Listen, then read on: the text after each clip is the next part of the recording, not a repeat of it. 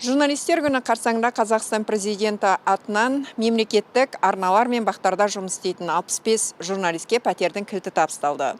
Бұл қоғамда қызу талқыға түсіп, екіұдай пікір қалыптасты. Бірі президенттің пропагандасын жүргізіп отырғаны үшін берілген сыйлық десе, енді бірі президенттің журналистерді қолдағаны дұрыс болды деп жатыр. Азаттық тараптардың пікірін сұрап көрді. Қазақстан президенті телерадио кешеніне тиесілі арнаның тілшісі Әнуар Карбозов журналистер күні қарсаңында биліктен 2 бөлмелі пәтер алды. Ол 2 жылдан бері Астанада баспанасыз жүргенін айтады. Карбозов президент Қасым-Жомарт Тоқаевтың атынан алған сыйлығым ақиқатты айтуыма кедергі болмайды дейді. Енді бұған дейін бір нәрсені бұғып қалып, онда айтқан емес, біз барды бар. Президент те өзі айтты ғой, ақиқатын айту керек, ашығын айту керек. Еститін мемлекет кез келген жағдайда кез келген дүниені ашып айтуға, енді журналист ол сол кез келген ақпаратты оператив түрде шынайы әділ жеткізе білу керек. Жоқ, ол ешқандай да болмайды деп ойлаймын, ешқандай да бір кедергі болған да емес, болмайды да.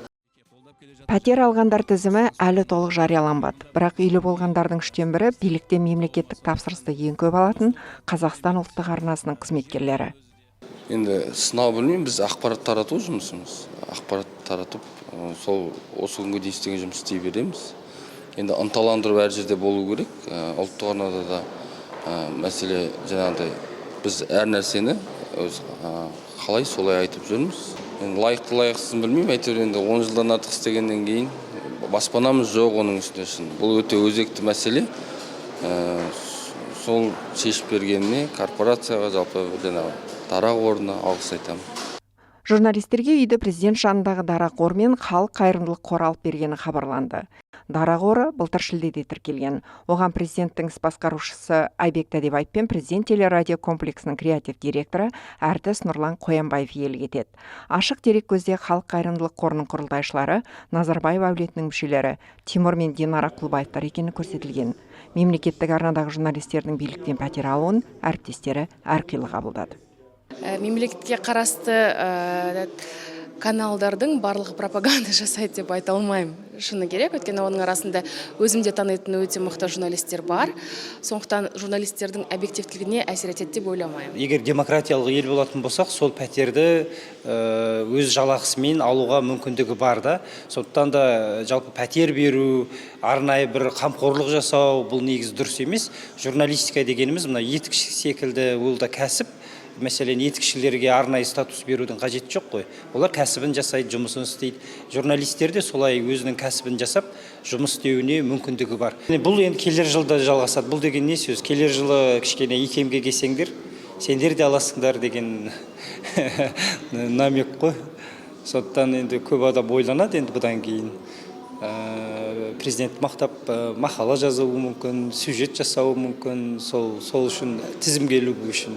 Бұл меніңше келер жылда жалпы осы жыл бойы жалғаса береді, дәстүрге айналады. Пәтер иесі атануларыңызбен шын жүректен құттықтаймын.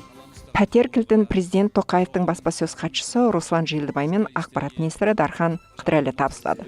Бүгін 27 маусымда үкімет отырысына келген ақпарат министрі сыйлықтың қаржы көзі туралы сұраққа жауап бермеді.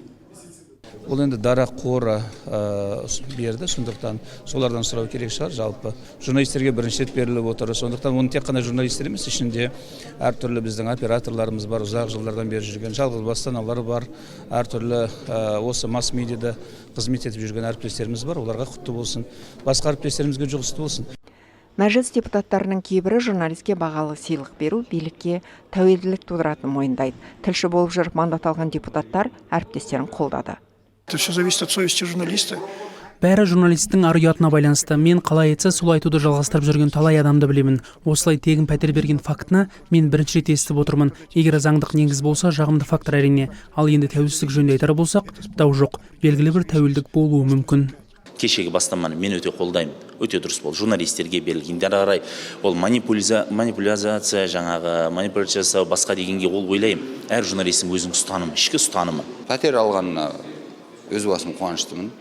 70 журналистің, олардың енді адам бізде солай ғой, өзіне болмағасын көп адам жазады. Енді мысалы дәл сол бұл биліктің пропагандасы деп айтып жазып отырған адамның өзі пәтер алатын болса, ол ондай сөз айтпайтын еді. Қазақстанда мемлекеттік арналар билікшіл ақпараттық саясат ұстанады. Олар қоғамдық, саяси, әлеуметтік маңызы бар оқиғалардан бір жақты ақпарат таратады.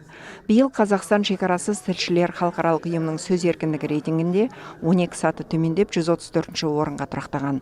Ұйым Қазақстанда сөз еркіндігі нашарлап, интернетті бақылау күшейді. Билік ақпарат кеңістігін бақылағысы келеді, ақпаратқа қол жеткізу шектелді деп сынаған. Астана бұл есепке реакция білдірмеген. Сания Тойкен, Ержан Амирханов, Азат Ньюс.